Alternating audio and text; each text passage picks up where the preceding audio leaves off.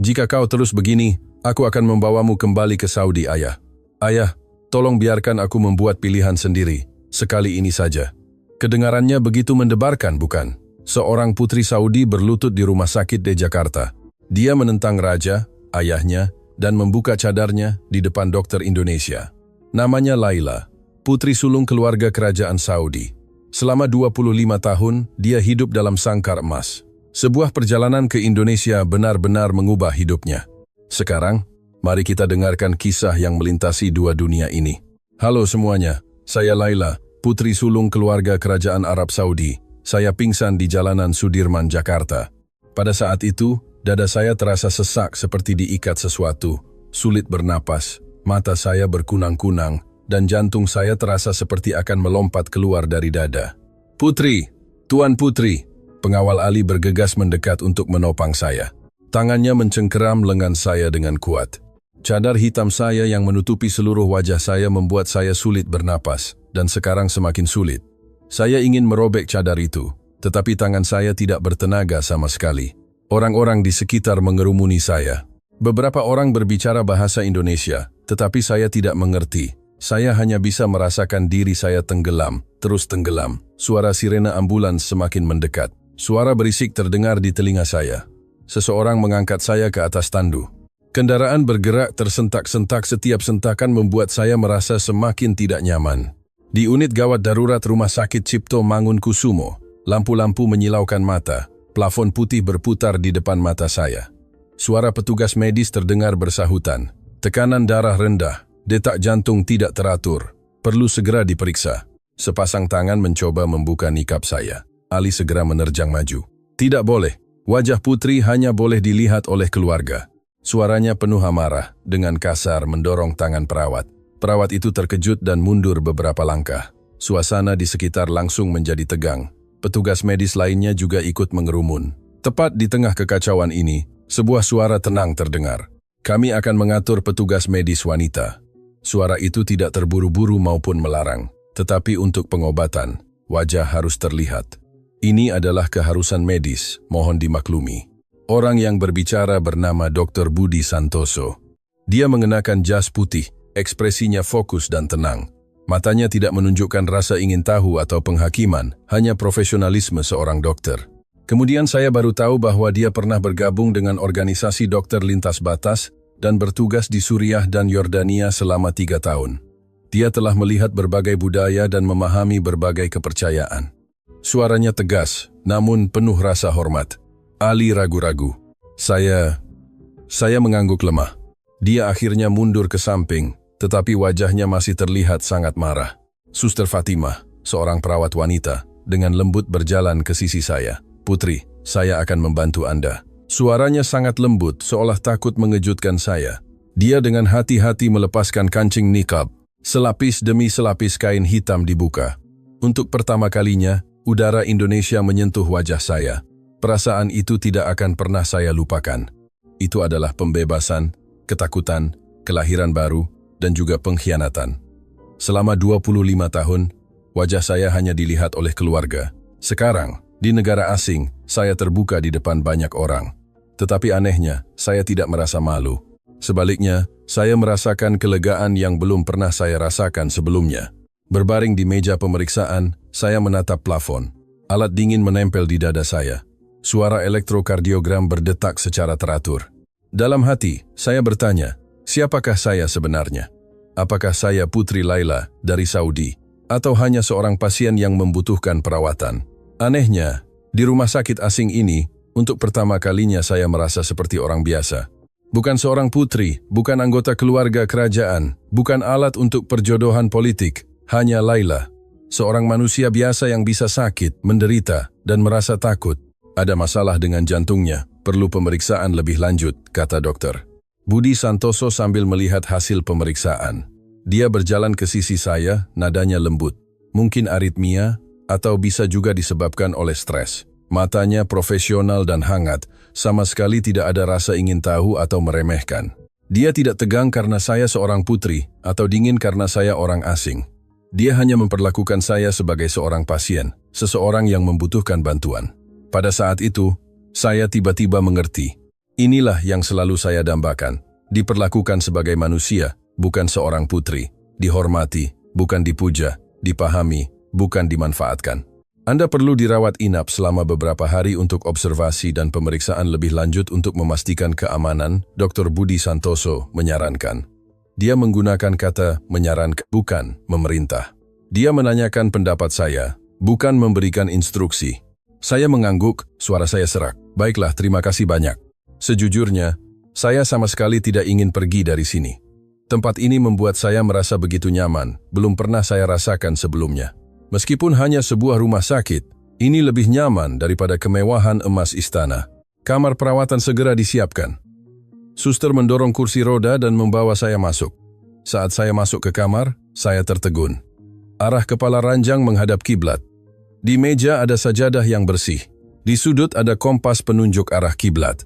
Semua label makanan jelas bertuliskan sertifikasi halal. Kami punya pengalaman merawat pasien dari Timur Tengah, kata Suster Fatimah sambil tersenyum. Semoga putri merasa nyaman. Jika ada kebutuhan, jangan ragu memberitahu kami. Saya tertegun. Mata saya tiba-tiba sedikit berkaca-kaca. Di Saudi, bahkan seorang dokter pun akan menggunakan nada perintah. Anda harus begini, Anda tidak boleh begitu. Tidak pernah ada yang bertanya apa yang saya inginkan. Tidak pernah ada yang peduli dengan perasaan saya. Tapi di sini, setiap orang menanyakan pendapat saya, menghormati perasaan saya, memperlakukan saya sebagai manusia yang memiliki pemikiran dan martabat. Terima kasih, suara saya sedikit bergetar. Terima kasih banyak. Suster Fatimah dengan lembut menggenggam tangan saya. Ini tugas kami, katanya. Beristirahatlah dengan baik, besok akan lebih baik. Setelah dia pergi, saya duduk sendiri di ranjang, menatap keluar jendela. Di luar, pemandangan malam Jakarta perlahan mulai menyala. Lampu-lampu di sekitar Teluk Jakarta berkelip seperti bintang. Monumen Nasional menjulang tinggi ke angkasa, dengan cahaya yang gemerlap. Di jalanan, kendaraan lalu lalang, lampu merah menyala dan padam. Kota ini hidup, benar-benar hidup. Tidak seperti istana di Riyadh, yang meskipun mewah dengan emas, terasa mati, seperti kuburan yang indah. Saya melepaskan nikab dan berjalan ke jendela, membiarkan angin malam menerpa wajah saya. Saya menarik napas dalam-dalam. Ini adalah pertama kalinya saya benar-benar menghirup udara kebebasan. Kaca jendela memantulkan wajah saya. Saya menatap diri saya di cermin untuk waktu yang sangat lama. Wajah ini asing namun akrab. Ini adalah wajah Laila, bukan seorang putri, bukan anggota keluarga kerajaan. Hanya Laila, seorang wanita berusia 25 tahun, jiwa yang merindukan kebebasan. Malam itu, saya tidak bisa tidur. Tapi bukan karena gelisah, melainkan karena kegembiraan. Saya berbaring di ranjang. Pikiran saya berkecamuk dengan berbagai gagasan. Betapa indahnya jika saya bisa tinggal di sini selamanya.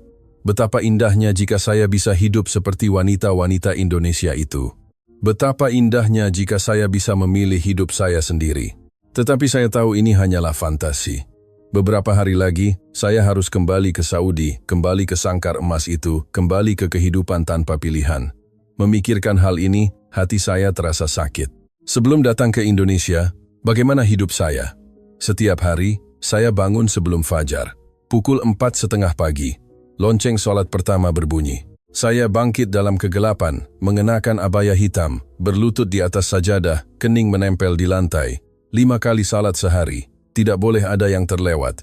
Salat subuh, zuhur, asar, maghrib, isya.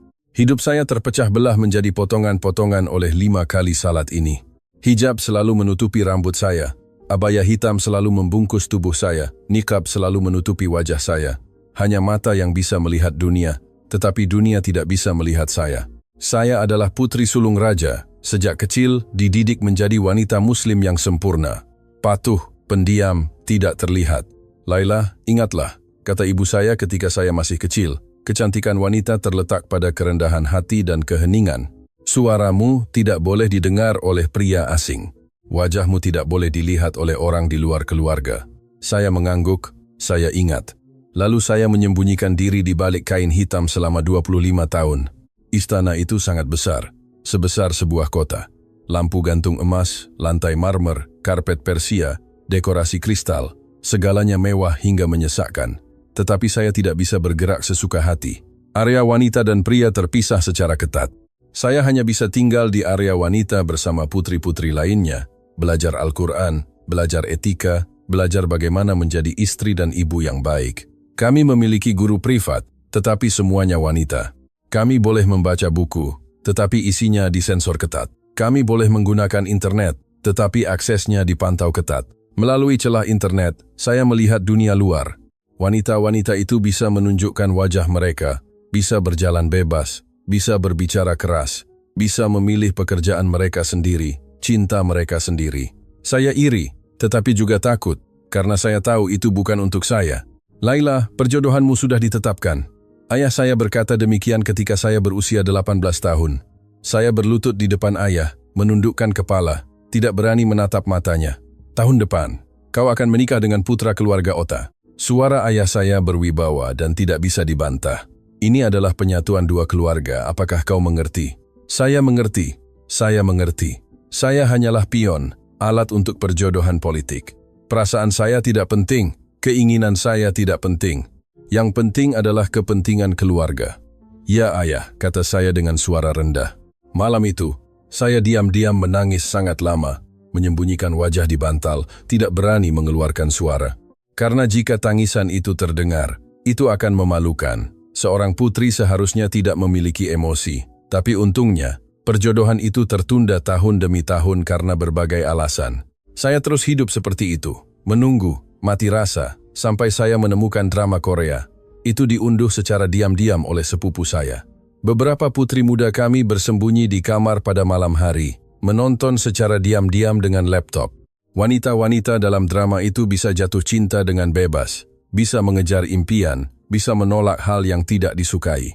Alangkah indahnya, sepupu saya Fatimah menghela napas, kalau saja kita bisa seperti itu. Jangan bermimpi, kata sepupu saya yang lain Nora. Kita adalah putri Saudi, itu tidak akan pernah mungkin terjadi dalam hidup ini. Tapi saya tidak ingin menyerah pada impian. Meskipun saya tahu itu tidak mungkin, saya tetap ingin bermimpi. Saya mulai belajar bahasa Indonesia secara diam-diam, menggunakan aplikasi di ponsel dengan earphone, belajar kata demi kata, karena saya ingin memahami kisah-kisah kebebasan itu. Kemudian saya baru tahu bahwa drama-drama itu sebenarnya dari Korea, tapi tidak masalah. Setidaknya itu menunjukkan saya kemungkinan lain. Lalu saya menemukan Indonesia. Di internet, ada orang yang berbagi video tentang Indonesia. Orang-orang di pulau kecil itu hangat dan ramah. Mereka menghormati keragaman, toleran terhadap perbedaan. Mereka memiliki demokrasi dan kebebasan. Saya mulai mencari segala sesuatu tentang Indonesia. Pemandangan kota Jakarta, hiruk-pikuk pasar malam, teh botol, nasi goreng, sate. Yang terpenting, wanita-wanita di sana. Mereka bisa melakukan apapun yang mereka inginkan. Saya sering bermimpi berjalan di jalanan Jakarta tanpa nikab, tanpa abaya, hanya mengenakan pakaian biasa di tengah keramaian. Tidak ada yang menatap, tidak ada yang menunjuk, hanya orang biasa. Tapi saya tahu itu hanyalah mimpi. Sampai hari itu, ayah tiba-tiba memerintahkan saya untuk bergabung dalam delegasi pertukaran medis ke Indonesia. Itu sore hari. Saya dipanggil ke ruang kerja ayah. Hati saya cemas, tidak tahu apa yang terjadi.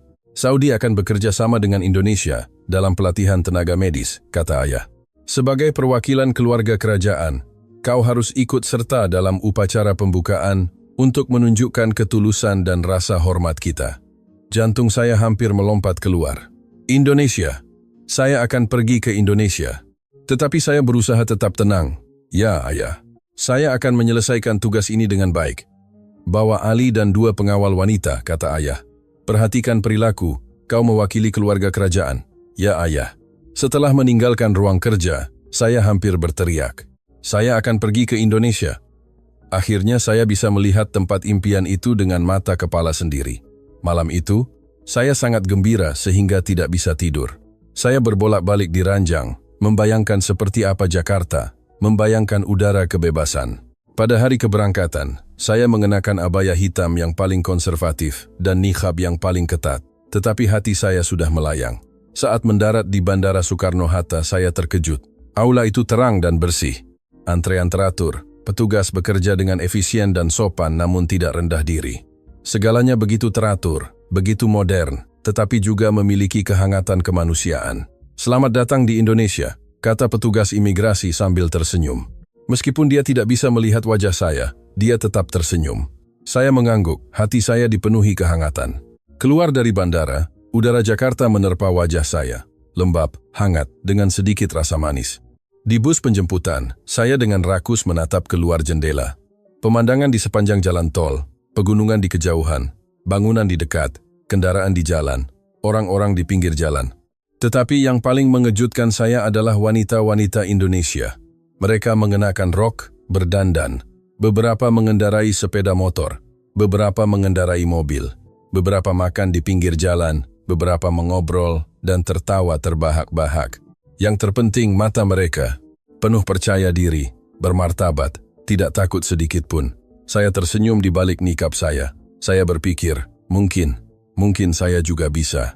Hotel itu berada di kawasan Sudirman, dekat Monas. Jendela kamar terbuka, pemandangan Jakarta terlihat jelas. Gedung-gedung tinggi menjulang, tetapi tidak menekan. Jalanan bersih dan rapi, tetapi tidak dingin.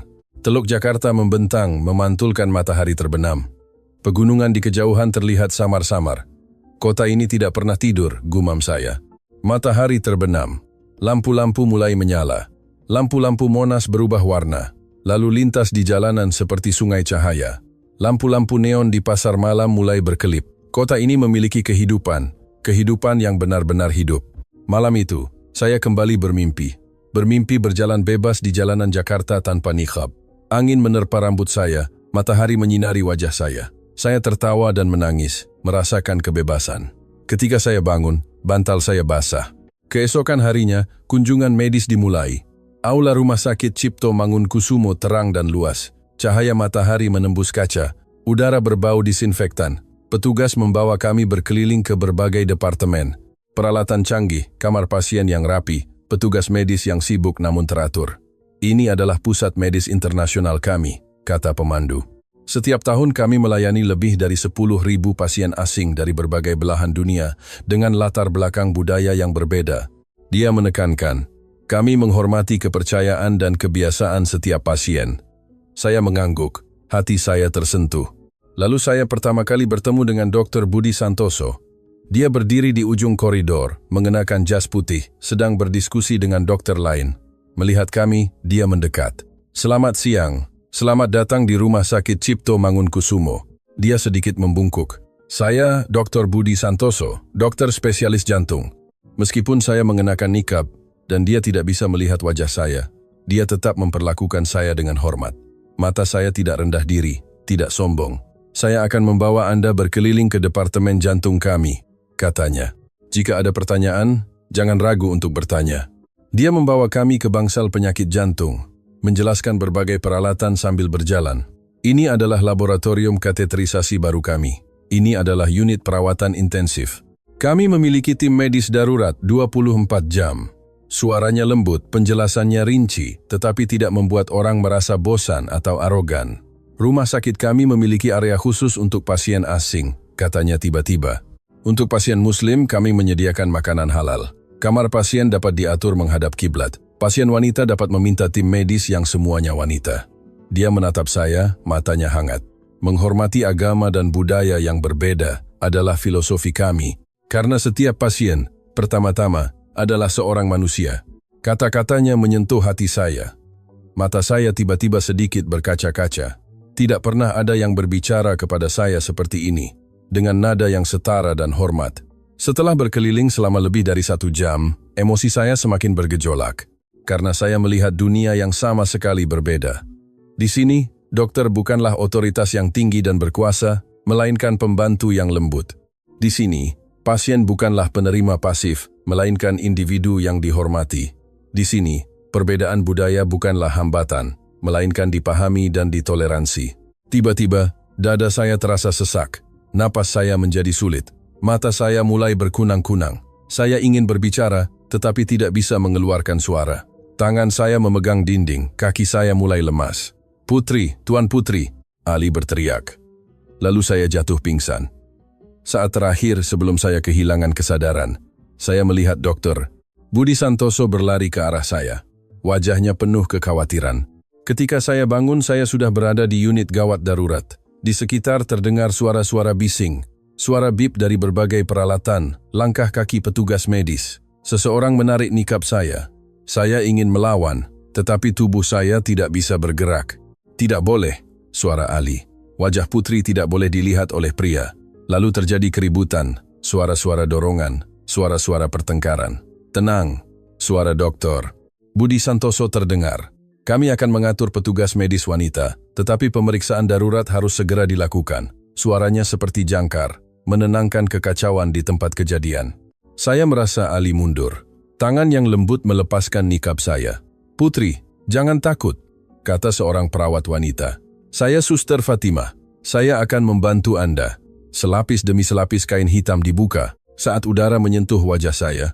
Yang saya rasakan bukanlah rasa malu, melainkan kebebasan.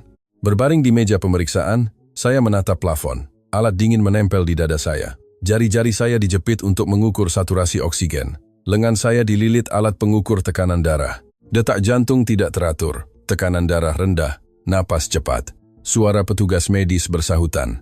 Dr. Budi Santoso berjalan ke sisi saya. Putri Laila, bisakah Anda mendengar saya? Suaranya menenangkan saya. Saya mengangguk. Ada masalah dengan jantung Anda, katanya dengan lembut. Mungkin aritmia, atau bisa juga disebabkan oleh stres. Perlu dirawat inap untuk pemeriksaan lebih lanjut. Dia berhenti sejenak. Bolehkah? Bolehkah? Dia menanyakan pendapat saya. Di Saudi, dokter tidak pernah menanyakan pendapat saya. Mereka hanya akan memberitahu saya apa yang harus saya lakukan. Bahkan bukan memberitahu saya, melainkan memberitahu ayah atau saudara saya. Tapi sekarang, dokter Indonesia ini menanyakan pendapat saya, memberikan pilihan kepada saya. Air mata saya menetes. Baiklah, terima kasih banyak. Prosedur rawat inap cepat selesai. Suster mendorong kursi roda dan membawa saya ke kamar perawatan. Di lift, saya diam-diam mengamati Suster Fatimah. Dia mungkin berusia sekitar 30 tahun. Senyumnya ramah, gerakannya lembut, bicaranya halus. Ini pertama kalinya Anda datang ke Indonesia? Dia tiba-tiba bertanya. Saya mengangguk. Suka di sini? Dia bertanya lagi. Saya berpikir sejenak, lalu mengangguk. Sangat suka. Baguslah. Dia tersenyum. Semoga Putri bisa beristirahat dengan baik dan cepat sembuh. Kamar perawatan berada di lantai 8. Di dekat jendela. Pintu terbuka, saya tertegun. Kamarnya tidak besar, tetapi sangat nyaman. Yang terpenting, detail-detail kecilnya. Arah kepala ranjang menghadap kiblat. Di meja ada sajadah yang bersih. Di sudut ada kompas penunjuk arah kiblat. Di kamar mandi ada perlengkapan bersuci. Kami telah menerima banyak pasien Timur Tengah, kata Suster Fatimah. Jadi kami menyiapkan semua ini. Jika ada kebutuhan lain, jangan ragu untuk memberitahu kami. Saya duduk di ranjang, tidak bisa berkata-kata. Hati saya dipenuhi rasa haru. Detail-detail ini, perhatian ini, bukan karena saya seorang putri, melainkan karena saya seorang muslim, seseorang yang kepercayaannya perlu dihormati. Terima kasih, suara saya tercekat. Terima kasih banyak. Suster Fatimah dengan lembut menggenggam tangan saya. Ini tugas kami. Anda bukan seorang putri, Anda adalah pasien kami. Kami akan merawat Anda dengan baik. Setelah dia pergi, saya duduk sendiri di kamar perawatan, menatap keluar jendela. Matahari terbenam di barat, langit diwarnai oranye kemerahan. Bangunan-bangunan Jakarta dihiasi cahaya keemasan. Teluk Jakarta berkilauan seperti emas cair. Saya melepaskan nikab dan berjalan ke jendela, membiarkan angin malam menerpa wajah saya. Saya memejamkan mata dan menarik napas dalam-dalam. Ini adalah pertama kalinya saya merasakan kedamaian yang sesungguhnya. Bukan mati rasa yang disebabkan oleh kepatuhan, melainkan kedamaian yang berasal dari hati. Malam harinya Suster Fatimah membawakan makan malam. Ini makanan bersertifikat halal katanya. Ahli gizi khusus yang menyiapkannya. Di piring ada nasi kotak khas Indonesia. Telur, sayuran, tahu, daging sapi, dan semangkuk sup hangat. Saya makan perlahan. Setiap suapan adalah pengalaman baru. Aroma telur, renyahnya sayuran, lembutnya tahu, gurihnya daging sapi. Enak? Suster Fatimah bertanya. Saya mengangguk, mata saya kembali berkaca-kaca. Bukan karena makanannya sangat lezat, melainkan karena perasaan dirawat ini. Perasaan diperlakukan sebagai manusia ini. Ini pertama kalinya dalam 25 tahun. Hari-hari rawat inap berlalu dengan menyenangkan, di luar dugaan. Setiap pagi, pukul 04.30, waktu sholat subuh tiba. Saya belum bangun. Pintu kamar perawatan sudah terbuka perlahan. Suster Fatimah mengintip masuk. Melihat saya sudah bangun, dia berkata dengan suara pelan, "Putri, sudah waktunya salat." Saya akan keluar dulu. Dia mundur dan menutup pintu dengan pelan. Saya bangkit, menggelar sajadah, menghadap kiblat, dan mulai salat. 40 menit kemudian, setelah salat selesai, terdengar ketukan pelan di pintu. "Putri, boleh saya masuk?" Suara Suster Fatimah. "Boleh." Dia masuk sambil membawa sarapan. "Selamat pagi, Putri. Bagaimana perasaan hari ini?" Senyumnya terasa hangat. "Jauh lebih baik, terima kasih," kata saya. Beberapa hari berikutnya juga begitu. Para perawat mengingat waktu salat saya. Setiap kali waktu itu tiba, mereka akan diam-diam keluar dari kamar. Tidak pernah mengganggu, tidak pernah bertanya mengapa. Petugas kebersihan juga sama.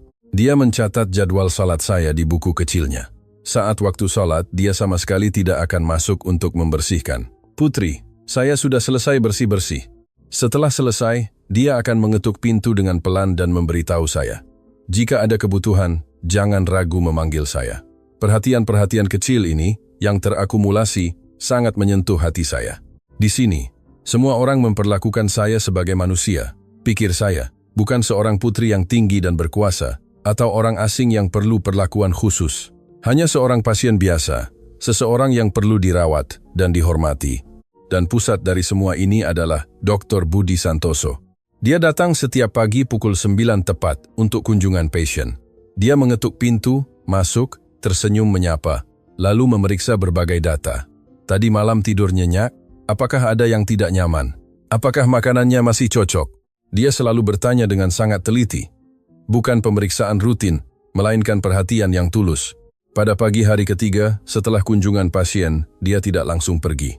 "Di Saudi, apa yang biasanya kalian makan?" Dia tiba-tiba bertanya. Saya tertegun sejenak. Tidak menyangka dia akan tertarik pada hal ini. "Banyak hidangan daging domba," kata saya. "Nasi kabsa adalah makanan pokok. Disajikan dengan daging domba atau ayam. Ada juga kambing guling panggang." "Kedengarannya sangat lezat, dokter." Budi Santoso tersenyum. "Di Indonesia, kami jarang makan daging domba. Kami lebih sering makan daging sapi, babi, ayam." Dia berhenti sejenak. "Tentu saja, kalau halal tidak makan daging babi. Indonesia juga punya banyak restoran halal." Saya mengangguk, tetapi dalam hati sangat terkejut. Dia tahu sebanyak itu. "Apakah Anda punya kesempatan mencoba masakan Indonesia saat datang ke Indonesia?" Dia bertanya. "Belum." Saya menggelengkan kepala. "Selalu di hotel atau ruang rapat. Itu sangat disayangkan," katanya. "Masakan Indonesia sangat enak. Nasi goreng, jika tidak pakai daging babi bisa diganti daging sapi. Sate adalah hidangan nasional kami. Ada juga masakan vegetarian, teh botol." Dia berbicara dengan penuh semangat, matanya berbinar. Kedengarannya sangat menarik, saya tidak bisa menahan tawa. Ini adalah pertama kalinya saya mengobrol dengan seorang pria, bukan tentang politik, bukan tentang agama, melainkan hanya tentang makanan, tentang budaya, seperti teman. "Ada kesempatan, mau coba?" Dia tiba-tiba bertanya. Jantung saya berdetak kencang. Makan bersama seorang pria tanpa ditemani pengawal. Di Saudi, ini benar-benar tidak mungkin. Tetapi saya mendengar diri saya berkata, "Baiklah, jika ada kesempatan." Wajah Dr. Budi Santoso tersenyum. Senyum itu hangat seperti matahari. Saya merasa ada sesuatu di hati saya yang meleleh. "Putri terlihat sangat cantik saat tersenyum," katanya tiba-tiba. Wajah saya langsung memerah. Jantung saya berdetak kencang. Di Saudi, jika seorang pria berbicara seperti itu dilarang, akan dianggap tidak sopan. Tetapi anehnya, saya tidak marah. Sebaliknya, saya merasa sangat bahagia. "Terima kasih," kata saya dengan suara rendah. Dia tampaknya menyadari bahwa dia terlalu berani, lalu buru-buru berkata, "Maaf, maksud saya, tersenyum baik untuk kesehatan." Banyak tersenyum, hati senang, sakit juga akan cepat sembuh. Wajahnya terlihat sedikit panik, yang membuat saya tertawa. "Saya tahu," kata saya. "Anda tidak perlu meminta maaf." Setelah hari itu, waktu kunjungan pasien menjadi lebih lama. Tidak hanya melihat data, melihat hasil pemeriksaan, kami mulai mengobrol. Mengobrol tentang pemandangan Indonesia, tentang gurun Saudi, tentang pengalamannya sebagai dokter lintas batas di Timur Tengah, tentang hidup saya di istana. "Saya pernah tinggal di Yordania selama setahun," katanya. "Matahari terbenam di sana benar-benar sangat indah. Langit gurun sangat berbeda dengan kota. Gurun Saudi lebih megah," kata saya. "Tak terbatas, sunyi, seperti dunia lain." "Anda suka gurun?" dia bertanya. Saya berpikir sejenak. Suka dan tidak suka. Suka keindahannya, tidak suka kesunyiannya. Dia mengangguk, tampak berpikir. Percakapan-percakapan ini membuat saya merasa sangat lega. Belum pernah saya rasakan sebelumnya. Tanpa pertahanan, tanpa kepura-puraan. Hanya dua orang yang berkomunikasi dengan tulus. Pada hari kelima, tibalah hari pemeriksaan rinci. Pemeriksaan jantung yang rinci membutuhkan alat yang lebih akurat, kata Dr. Budi Santoso. Mungkin perlu melepas cadar sepenuhnya. Hati saya tercekat. Memperlihatkan wajah di depan pria di luar keluarga, ini adalah tindakan terlarang dalam budaya kami, memalukan, pengkhianatan. Apakah perlu diganti dengan dokter wanita? Dia bertanya dengan penuh perhatian. Saya bisa mengatur rekan kerja saya. Saya menatap matanya. Mata itu tulus dan hangat. Tidak ada nafsu, tidak ada rasa ingin tahu. Hanya perhatian dan profesionalisme. Saya membuat keputusan yang berani. Tidak perlu, kata saya. Saya percaya Anda. Dia tertegun sejenak, lalu mengangguk. Terima kasih atas kepercayaan Anda. Saya akan sangat profesional. Mohon jangan khawatir. Di ruang pemeriksaan, hanya ada kami berdua, dan satu alat USG jantung. Dengan tangan gemetar, saya melepaskan nikab, melepaskan hijab, memperlihatkan wajah dan rambut saya untuk pertama kalinya di depan seorang pria. Pada saat itu jantung saya berdetak kencang seperti akan meledak. Bukan takut, tidak sepenuhnya. Ini adalah perasaan yang aneh. Pembebasan, pengkhianatan, kebebasan, rasa bersalah, semuanya bercampur menjadi satu. Dr. Budi Santoso fokus melakukan pemeriksaan.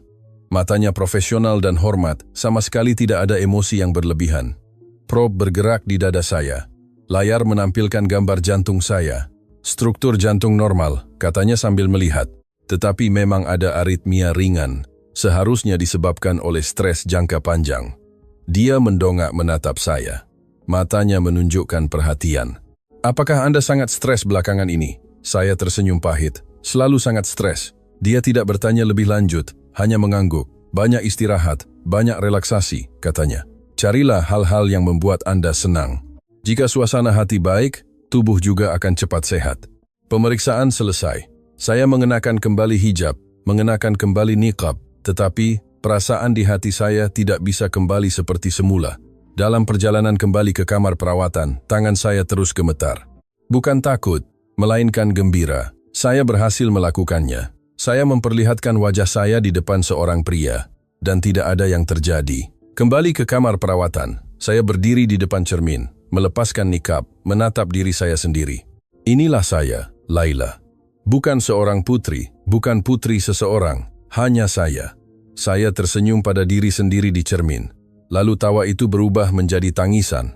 Saya menangis sangat lama, untuk 25 tahun penindasan di masa lalu, untuk kebebasan di saat ini, dan juga untuk masa depan yang tidak diketahui. Besok Anda sudah bisa keluar dari rumah sakit, kata Dr. Budi Santoso pada pagi hari ke-7. Emosi saya sangat kompleks. Di satu sisi, saya tahu saya harus kembali. Di sisi lain, saya benar-benar tidak ingin pergi.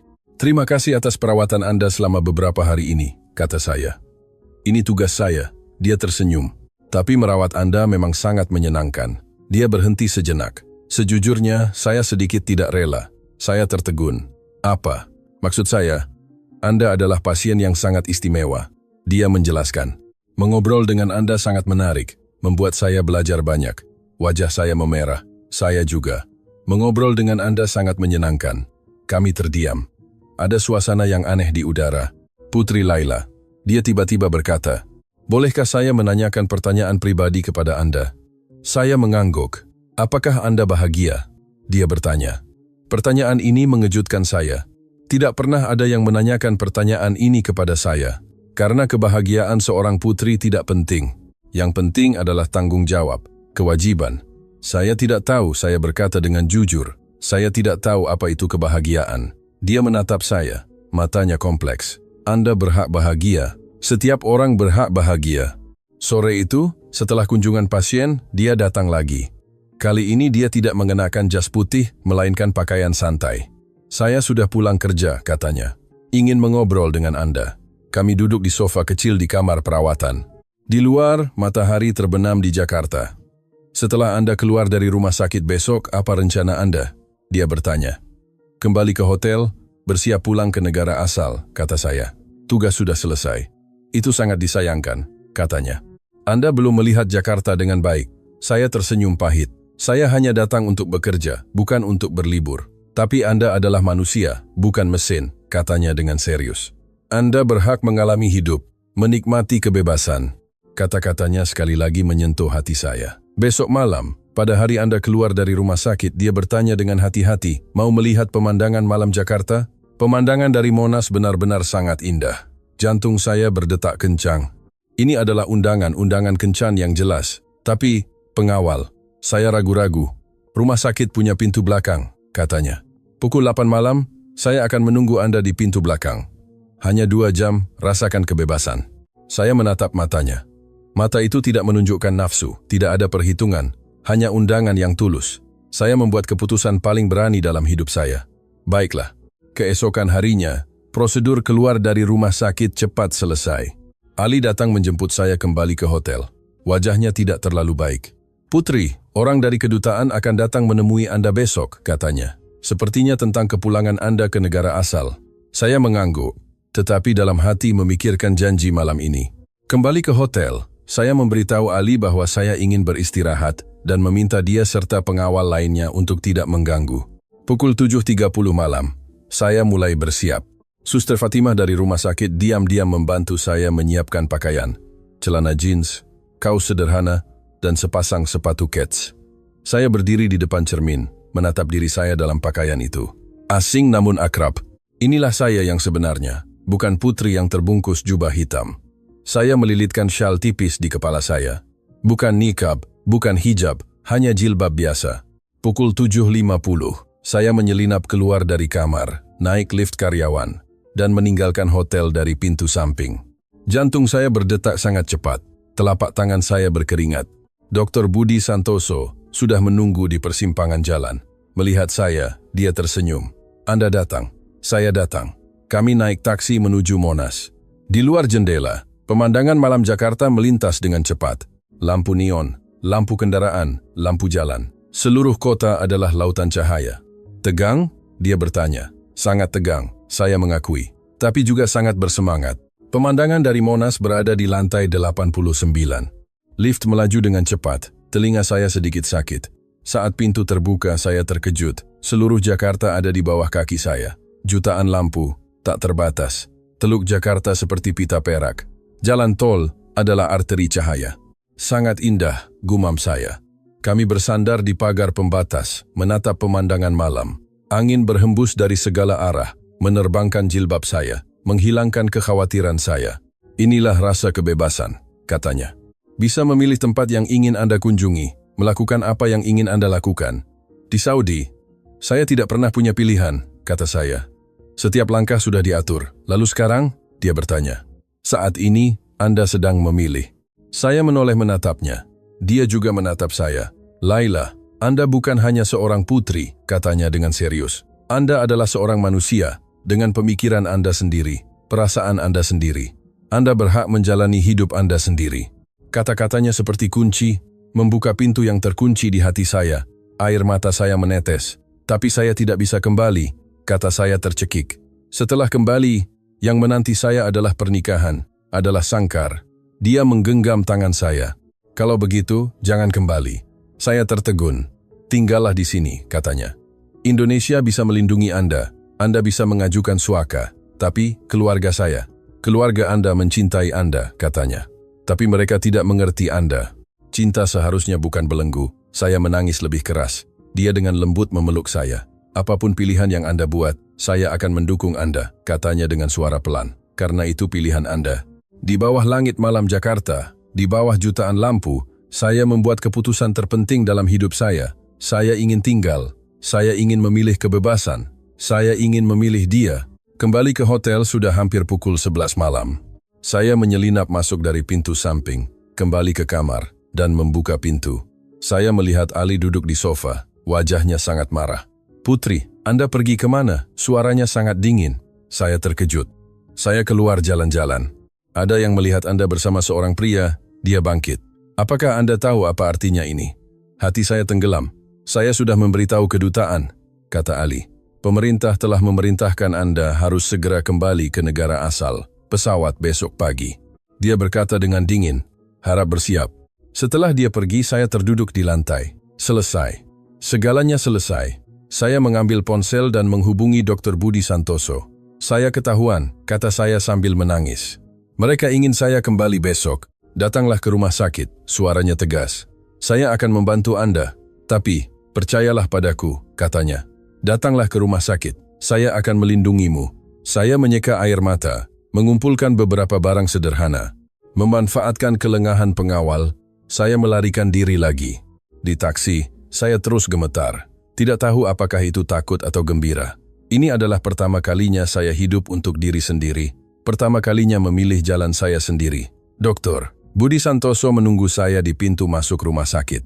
Melihat saya, dia segera mendekat. "Tidak apa-apa," dia menggenggam tangan saya. "Saya tidak akan membiarkan siapapun menyakiti Anda." Pukul 3 pagi, para pengawal menemukan rumah sakit. Ali datang bersama pejabat kedutaan. "Putri Laila, mohon ikut kami kembali," kata pejabat itu dengan wajah dingin. Saya tidak mau. Saya mengatakan 3 kata ini untuk pertama kalinya dengan suara keras. "Saya tidak mau kembali." "Anda tidak punya pilihan," kata pejabat itu. "Anda adalah anggota keluarga kerajaan, Anda harus patuh." Dia sudah dewasa. Dr. Budi Santoso menghalangi saya. Di Indonesia, orang dewasa memiliki kemauan sendiri. Anda tidak bisa memaksanya. "Ini urusan keluarga kami," Ali berteriak. "Ini masalah hak asasi manusia," kata Dr. Budi Santoso dengan tenang. "Hukum Indonesia melindungi kebebasan setiap orang." Petugas keamanan rumah sakit datang. Polisi juga mendapat laporan dan tiba di tempat kejadian. "Menurut hukum Indonesia," kata polisi kepada pejabat itu, "wanita dewasa berhak memutuskan tindakan mereka sendiri. Jika dia tidak mau pergi, Anda tidak bisa memaksanya." Wajah pejabat kedutaan menjadi hijau karena marah. Tetapi di tanah Indonesia, mereka tidak bisa berbuat apa-apa. Akhirnya, mereka hanya bisa pergi dengan marah, meninggalkan ancaman. Keluarga kerajaan akan menangani masalah ini secara pribadi. Setelah kekacauan mereda, seorang lelaki tua mendekat. Dia mungkin berusia sekitar 80-an, rambutnya putih, tetapi punggungnya tegak, matanya tajam. "Saya Bapak Wiryo Soejatmiko," dia memperkenalkan diri, sukarelawan rumah sakit. Dia menatap saya, matanya ramah. "Ayah saya ikut serta dalam perang mempertahankan kemerdekaan," katanya dengan tenang. "Pada saat itu, musuh setiap hari membombardir wilayah kami. Kami mengorbankan banyak nyawa untuk menjaga kebebasan." Suaranya membuat saya tenang. "Kebebasan bukanlah pemberian orang lain," katanya. "Itu diperjuangkan sendiri, dengan keberanian, baik putri maupun rakyat biasa." Dia melanjutkan, "Semua memiliki hak untuk memilih hidup mereka sendiri. Ini adalah hak asasi manusia yang paling mendasar." Kata-katanya membuat saya meneteskan air mata. Lelaki tua ini, yang pernah mengalami perang, yang telah melihat terlalu banyak penderitaan, menggunakan pengalamannya untuk memberitahu saya bahwa kebebasan layak diperjuangkan dengan segala cara. 2 hari kemudian, terdengar kabar yang mengejutkan. Ayah saya sendiri terbang ke Indonesia. Mendengar kabar ini, saya ketakutan. Ayah tidak pernah mudah meninggalkan Saudi. Kedatangannya secara pribadi kali ini berarti situasinya sangat serius. Dia pasti sangat marah. "Mungkin saya seharusnya tidak seegois ini," kata saya kepada Dr. Budi Santoso. "Anda tidak egois." Dr. Budi Santoso menggenggam tangan saya. "Anda memperjuangkan hak Anda sendiri." Bapak Wiryo Soejatmiko, setelah mengetahui kabar ini, menawarkan diri untuk membantu saya. "Ketika saya masih muda, saya pernah menjadi diplomat di Timur Tengah," katanya. "Saya mengenal beberapa pejabat tinggi Saudi. Mungkin saya bisa membantu." Dia benar-benar menggunakan jalur khusus untuk menghubungi rombongan ayah dan mengatur pertemuan pribadi. Sore itu, di sebuah kafe, Bapak Wiryo Soejatmiko bertemu dengan ayah. Saya tidak ikut serta dalam pertemuan itu. Tetapi Dr. Budi Santoso memberitahu saya bahwa mereka berbicara sangat lama. Bapak Wiryo Soejatmiko menceritakan kisah Indonesia, mulai dari perjuangan kemerdekaan hingga proses demokratisasi di kemudian hari, menceritakan betapa sulitnya kebebasan itu didapatkan. "Kami juga menghormati tradisi," Bapak Wiryo Soejatmiko berkata kepada ayah. "Keluarga dan kehormatan sangat penting, tradisi sangat penting.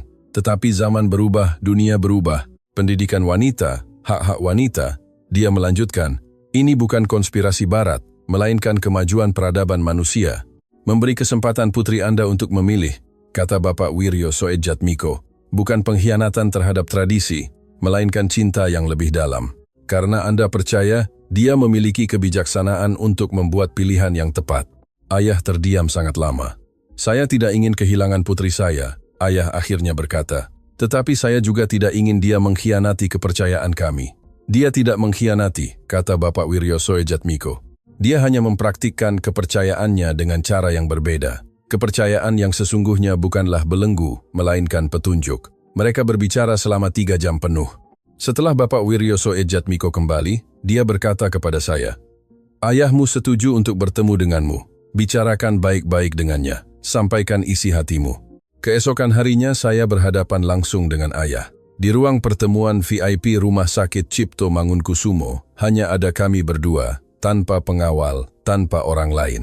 Saya berlutut di depan ayah, melepaskan nikab, membiarkannya melihat wajah saya. Mata ayah kompleks, ada kemarahan, ada kekecewaan, tetapi lebih banyak lagi kesedihan. "Laila, ayah tidak menyangka kau akan membuat pilihan seperti ini." Suara ayah rendah. "Apakah kau tahu betapa besarnya rasa malu yang akan ditimbulkan bagi keluarga?" "Ayah, tolong dengarkan saya." Saya berkata tercekik. Saya tidak ingin mempermalukan keluarga, tetapi saya juga tidak ingin kehilangan diri saya sendiri. Selama 25 tahun, saya selalu memainkan peran yang diharapkan orang lain, kata saya. Putri yang sempurna, putri yang patuh. Tetapi siapakah saya? Siapakah Laila yang sebenarnya? Saya datang ke Indonesia dan untuk pertama kalinya mengetahui jawabannya. Air mata saya menetes. Orang-orang di sini memperlakukan saya sebagai manusia, bukan seorang putri, bukan anggota keluarga kerajaan. Hanya Laila, seorang manusia biasa. Ayah tidak berbicara, hanya mendengarkan. Dr. Budi Santoso, dia tidak mencintai status saya melanjutkan. Dia mencintai saya yang sebenarnya, pemikiran saya, impian saya, jiwa saya. Dia membuat saya tahu bahwa saya juga bisa punya impian, kata saya. Saya ingin belajar kedokteran, dan di masa depan membantu wanita di negara kami, agar mereka juga bisa mendapatkan perawatan medis yang baik. Ekspresi ayah mulai melunak. "Kau ingin belajar kedokteran?" dia bertanya. "Ya, saya mengangguk. Saya ingin menjadi dokter seperti Dr. Budi Santoso, membantu orang lain dengan profesionalisme, tanpa memandang status." Ayah bangkit dan berjalan ke jendela. Di luar, pemandangan Jakarta terlihat jelas. "Kota ini sangat berbeda dengan Riyadh," gumamnya. "Ya, sangat berbeda," kata saya. "Tapi itu tidak berarti siapa yang benar atau salah. Hanya jalan yang berbeda." Ayah berbalik dan menatap saya. "Apa yang sebenarnya kau inginkan, Laila?" dia bertanya. Jujurlah, ini adalah pertama kalinya ayah menanyakan keinginan saya. Pertama kalinya dia benar-benar ingin tahu pemikiran saya. Saya menarik napas dalam-dalam. "Saya ingin bersama Dr. Budi Santoso," kata saya. "Saya ingin belajar kedokteran. Saya ingin membantu negara kami dengan cara saya sendiri. Tolong jangan tinggalkan saya, ayah," saya berkata sambil menangis. "Saya tetap putri Anda. Saya tetap mencintai keluarga kami, negara kami. Tetapi tolong biarkan saya mencintai dengan cara saya sendiri." Mata ayah berkaca-kaca. Saat itu, pintu terbuka perlahan. Dr. Budi Santoso masuk. Dia mengenakan jas formal, membungkuk hormat kepada ayah. "Yang Mulia Raja, saya Budi Santoso," katanya dalam bahasa Inggris. "Saya tahu permintaan saya sangat berani. Mohon dengarkan saya." Ayah tidak berbicara, mengisyaratkan dia untuk melanjutkan. "Saya mencintai Putri Laila," kata Dr. Budi Santoso. "Tetapi saya tidak mencintai statusnya, bukan kekayaannya. Saya mencintai dia sebagai individu. Kecerdasannya membuat saya kagum. Kebaikan hatinya membuat saya terharu. Keberaniannya membuat saya takjub." Dia menatap mata ayah. "Saya tahu saya tidak sepadan dengan statusnya. Tetapi saya bersumpah, saya akan melindunginya dengan hidup saya, membuatnya bahagia, membuatnya mewujudkan impiannya.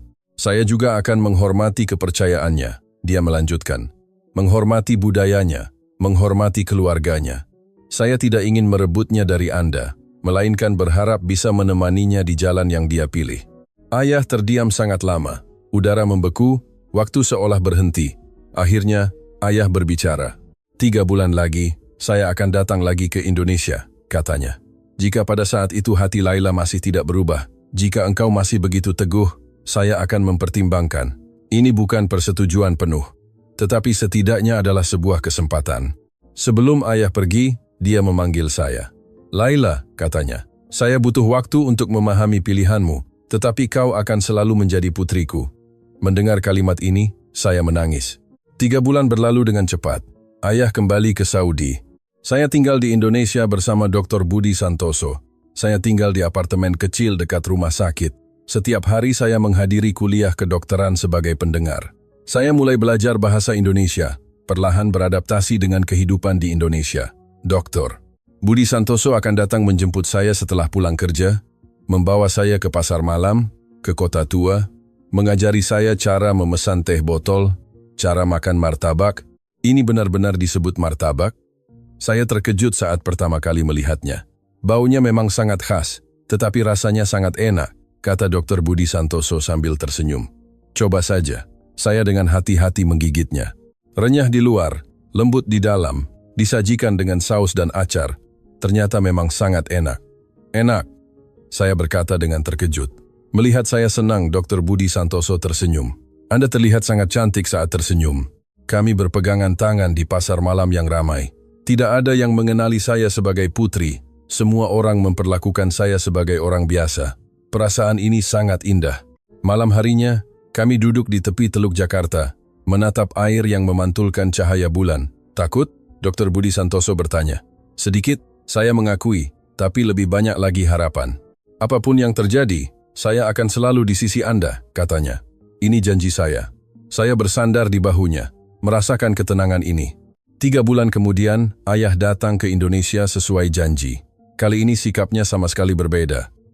Laila, ayah sudah memikirkannya, kata ayah.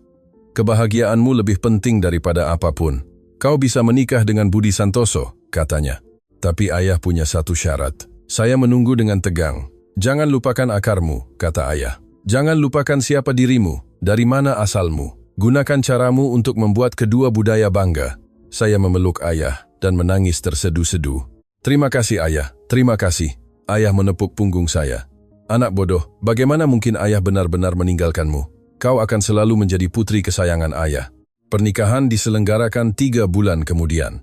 Kami memutuskan untuk mengadakan pernikahan yang menggabungkan 2 budaya. Pernikahan diadakan di sebuah hotel bintang 5 di Jakarta. Dekorasi tempat menggabungkan unsur-unsur Indonesia dan Saudi.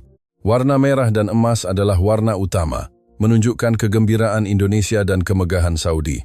Gaun pengantin saya dirancang khusus, berupa kebaya modern, tetapi dihiasi motif emas tradisional Saudi. Kerudung saya bukan nikab, melainkan syal putih tipis yang memperlihatkan wajah dan senyum saya. Dr. Budi Santoso mengenakan jas, tetapi di dadanya tersemat bunga mawar gurun, bunga nasional Saudi. Upacara pernikahan sangat istimewa. Pertama, upacara Islam, yang dipimpin langsung oleh ayah. Dengan nama Allah yang Maha Pengasih, lagi Maha Penyayang, ayah berkata dalam bahasa Arab.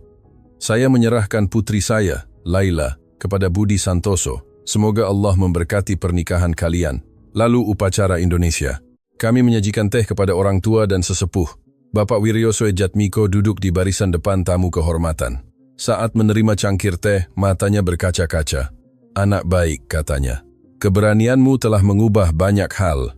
Di resepsi pernikahan, ada hidangan Indonesia dan juga hidangan Saudi. Ada musik Arab dan juga lagu-lagu Indonesia. 2 budaya berpadu harmonis. Pidato ayah menyentuh hati semua orang. Hari ini, saya tidak hanya kehilangan seorang putri, katanya. Saya mendapatkan seorang putra, sebuah keluarga. Laila telah mengajari saya. Ayah melanjutkan, cinta bukanlah kepemilikan dan kontrol, melainkan memberi kebebasan, mendukung impian. Saya memberkati kalian, katanya. Semoga cinta kalian menjadi jembatan yang menghubungkan 2 dunia. Seluruh ruangan bergemuruh dengan tepuk tangan meriah. Pada saat itu, saya tahu pilihan saya benar. Setelah menikah, kami membangun rumah di Jakarta. Sebuah apartemen kecil di kawasan Kebayoran, 2 kamar tidur dan 1 ruang tamu, nyaman dan cerah.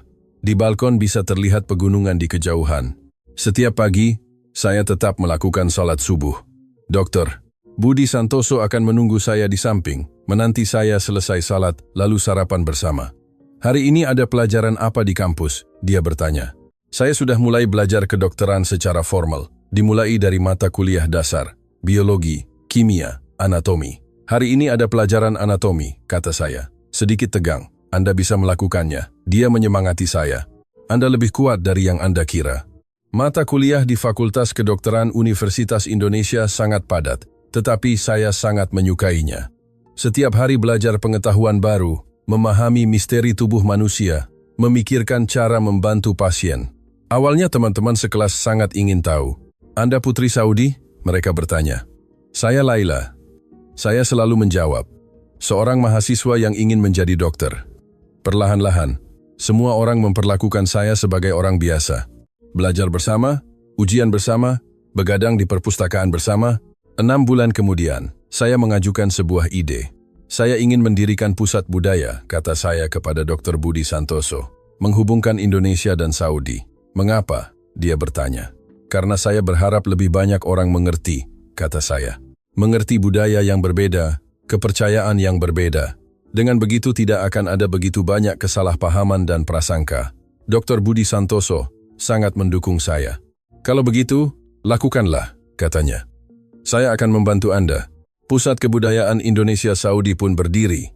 Kami menyewa sebuah ruangan kecil di dekat area universitas di Jakarta, di lantai 2 sebuah apartemen tua. Awalnya hanya saya dan Dr. Budi Santoso, serta beberapa sukarelawan. Kami mengadakan kursus bahasa Arab untuk mengajarkan dasar-dasar bahasa Arab kepada orang Indonesia, dan juga kursus bahasa Indonesia untuk mengajarkan bahasa Indonesia kepada orang Timur Tengah yang datang ke Indonesia. Perlahan-lahan, semakin banyak orang yang datang. Ada mahasiswa Indonesia yang tertarik dengan budaya Timur Tengah. Ada mahasiswa Timur Tengah yang ingin lebih memahami Indonesia. Ada juga beberapa pengusaha Indonesia yang ingin berbisnis di Timur Tengah. "Laila, bisakah Anda bercerita tentang wanita Saudi?" Suatu kali, seorang wanita Indonesia bertanya kepada saya. "Banyak orang mengira kami sangat menyedihkan," kata saya. "Tertekan, tidak punya kebebasan. Memang ada banyak batasan," saya mengakui. "Tapi kami juga punya kebanggaan kami sendiri, budaya kami sendiri, tradisi kami sendiri. Yang penting bukanlah menghakimi," kata saya, "melainkan memahami dan menghormati. Setiap budaya terus berkembang dan membutuhkan waktu." Percakapan-percakapan ini membuat saya semakin yakin akan arti penting pusat ini. Setahun kemudian, sesuatu yang tidak terduga terjadi. Seorang pengusaha wanita dari Saudi menghubungi saya, "Putri Laila, saya membaca kisah Anda," katanya di telepon. "Anda sangat berani." "Terima kasih," kata saya. "Saya ingin mengirim beberapa wanita Saudi ke Indonesia untuk belajar," katanya. "Belajar kedokteran, belajar pendidikan, belajar teknologi. Bisakah Anda membantu?" Saya sangat terkejut. "Tentu saja bisa." Begitulah, gelombang pertama mahasiswi Saudi datang ke Indonesia. 5 gadis, berusia antara 20 dan 25 tahun. Mereka datang untuk belajar selama 3 bulan, tinggal di dekat pusat budaya kami. Saya membawa mereka mengunjungi rumah sakit, mengunjungi universitas, memperkenalkan sistem medis Indonesia, menunjukkan kepada mereka pekerjaan petugas medis wanita. "Di Saudi, dokter wanita sangat sedikit," kata salah satu gadis, Fatimah. "Saya ingin menjadi dokter, tetapi keluarga saya menentang." "Mengapa menentang?" saya bertanya. "Mereka bilang wanita tidak perlu bekerja," katanya. "Seharusnya tinggal di rumah, mengurus suami dan anak. Tapi zaman berubah," kata saya. "Lihatlah saya, sekarang juga sedang belajar kedokteran. Selama Anda bertekad, suatu hari pasti akan terwujud." 3 bulan kemudian, kelima gadis ini kembali ke negaranya. Tetapi yang mereka bawa pulang bukan hanya pengetahuan, melainkan juga sebuah kemungkinan. Wanita juga bisa punya impian. Wanita juga bisa mengejar karier. Proyek ini terus berjalan. Setiap 3 bulan, ada gelombang baru gadis-gadis yang datang ke Indonesia. 2 tahun kemudian, kami telah melatih lebih dari 60 wanita Saudi. Dan 60 orang ini, setelah kembali ke negara mereka, menjadi benih mempengaruhi lebih banyak orang. Yang paling mengejutkan saya adalah ayah mulai mendukung pekerjaan kami. "Laila, suatu hari saya ingin membangun rumah sakit di Saudi," kata ayah dalam panggilan video, "pusat medis khusus wanita." "Benarkah?" Saya sangat terkejut. "Ya," kata ayah. "Saya melihat apa yang Anda lakukan. Saya pikir mungkin saya juga bisa melakukan sesuatu. Mengadopsi model Indonesia," katanya. "Menghormati pasien, mementingkan petugas medis wanita. Apakah Anda bersedia membantu merencanakan?" Air mata saya menetes. Tentu saja bersedia. Proyek ini membuat hubungan saya dengan ayah semakin dekat. Kami sering melakukan panggilan video, rapat, membahas desain rumah sakit, membahas pelatihan SDM, Membahas bagaimana membawa perubahan sambil tetap menghormati tradisi. Kau melakukannya dengan sangat baik, Laila. Suatu kali ayah berkata, kau menggunakan caramu untuk membuat saya bangga. Kalimat ini, saya telah menunggunya terlalu lama. Pada saat yang sama, saya juga menulis buku, mencatat kisah saya. Dari putri Saudi hingga mahasiswa di Indonesia, dari sangkar emas hingga langit kebebasan. Judulnya, Cahaya Bulan di Antara Dua Dunia. Mengapa disebut cahaya bulan? Dr. Budi Santoso bertanya. Karena bulan, dimanapun, tetap sama, kata saya. Baik di Saudi maupun di Indonesia, yang kita lihat di langit adalah bulan yang sama, kata saya. Kita semua hidup di bawah langit yang sama, hanya melihat dunia yang sama dengan cara yang berbeda. Setelah buku diterbitkan, responsnya di luar dugaan. Di Indonesia, buku itu dengan cepat menjadi buku terlaris. Di Saudi, meskipun tidak diterbitkan secara resmi, versi elektronik diam-diam beredar di kalangan wanita muda. Saya mulai menerima banyak surat. Laila tersayang, tulis sebuah surat. Saya seorang mahasiswi di Saudi. Kisah Anda mengubah hidup saya. Saya seharusnya dipaksa menikah, tulisnya. Tapi saya membawa buku Anda kepada ayah saya. Saya memberitahunya bahwa saya juga ingin memilih hidup saya sendiri. Ajaibnya, dia setuju. Dia berkata, sekarang saya sedang kuliah kedokteran. Impian saya adalah menjadi seperti Anda. Membaca ini, air mata saya menetes. Inilah yang saya inginkan. Bukan untuk diingat, bukan untuk dipuja, melainkan untuk menginspirasi lebih banyak orang, membantu lebih banyak orang, membuat mereka tahu bahwa perubahan itu mungkin. Surat kedua datang dari Indonesia. Halo Laila, tulis seorang gadis Indonesia. Saya melihat ceramah Anda. Saya kira saya sudah sangat bebas, katanya. Tapi sebenarnya, saya juga punya sangkar sendiri. Harapan keluarga, pandangan masyarakat. Keberanian Anda membuat saya sadar, katanya. Kebebasan bukanlah pemberian orang lain, melainkan diperjuangkan sendiri. Terima kasih, tulisnya di akhir surat. Anda membuat saya tahu bahwa menjadi diri sendiri itu mungkin. Saya menyimpan surat-surat itu di dalam kotak di laci. Kotak itu sudah berisi ratusan surat. Setiap surat adalah sebuah kisah. Setiap kisah adalah sebuah perubahan. Malam harinya, Dr. Budi Santoso pulang kerja. Lelah? Saya bertanya. Tidak terlalu, katanya. Hari ini berhasil menyelamatkan seorang pasien, sangat memuaskan. Kami memasak makan malam bersama. Nor membantu di samping. Ibu, kalau besar nanti saya juga mau jadi dokter, katanya. Mengapa? Saya bertanya.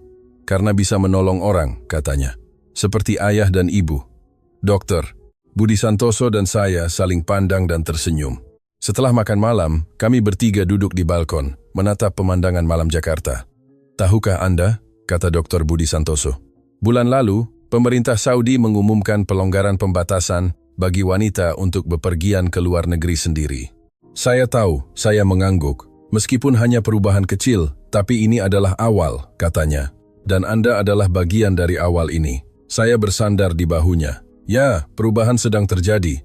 Mungkin sangat lambat, mungkin sangat kecil, tetapi itu sedang terjadi. Wanita-wanita Saudi memiliki lebih banyak pilihan, bisa mengemudi, bisa bekerja, bisa bepergian. Meskipun masih banyak batasan, tetapi dibandingkan 6 tahun lalu, sudah ada kemajuan. Dan kisah saya, pilihan saya, juga merupakan salah satu kekuatan yang mendorong perubahan ini. Ibu, apa yang ibu pikirkan? Nor bertanya. Saya sedang berpikir, kata saya, bahwa ketika Anda besar nanti, Anda akan hidup di dunia yang lebih baik. Lebih baik? Dia bertanya. Ya, kata saya. Dunia yang lebih bebas, lebih setara, lebih inklusif. Karena banyak orang yang berusaha, kata saya. Termasuk kakekmu, termasuk ayah dan ibu, dan juga Anda di masa depan. Nor mengangguk mengerti. Malam semakin larut. Nor sudah tidur. Saya berdiri di dekat jendela, menatap pemandangan malam Jakarta. Kota ini menyelamatkan saya. Memberi saya kebebasan, memberi saya cinta, memberi saya kesempatan untuk mewujudkan impian. 6 tahun lalu, saya pingsan di kota ini. 6 tahun kemudian, saya terlahir kembali di kota ini. Dari seorang putri, menjadi orang biasa. Dari jiwa yang terbelenggu menjadi jiwa yang bebas. Transformasi ini mengubah hidup saya, dan juga mengubah hidup lebih banyak orang. Kisah saya masih berlanjut, tetapi bagian yang paling indah sudah dimulai. Bukan kisah dongeng hidup bahagia selamanya, melainkan kebahagiaan sejati setiap hari. Kebahagiaan bisa bernapas bebas, kebahagiaan bisa memilih sendiri, kebahagiaan bisa menjadi diri sendiri. Indonesia memberi saya sayap, Dan saya akan menggunakan sayap ini untuk terbang lebih tinggi, terbang lebih jauh, untuk membantu lebih banyak orang yang membutuhkan sayap, untuk menyalakan api di tempat yang membutuhkan. Inilah misi saya. Inilah arti keberadaan saya. Di luar jendela, lampu-lampu Jakarta masih gemerlap. Monas bersinar di langit malam. Pegunungan di kejauhan, seperti penjaga, berdiri tegak. Saya menarik napas dalam-dalam. Udara kebebasan, rasa kebahagiaan. Terima kasih, Indonesia. Terima kasih atas semua yang Anda berikan kepada saya. Terima kasih telah membuat saya tahu bahwa saya juga bisa menjadi diri sendiri.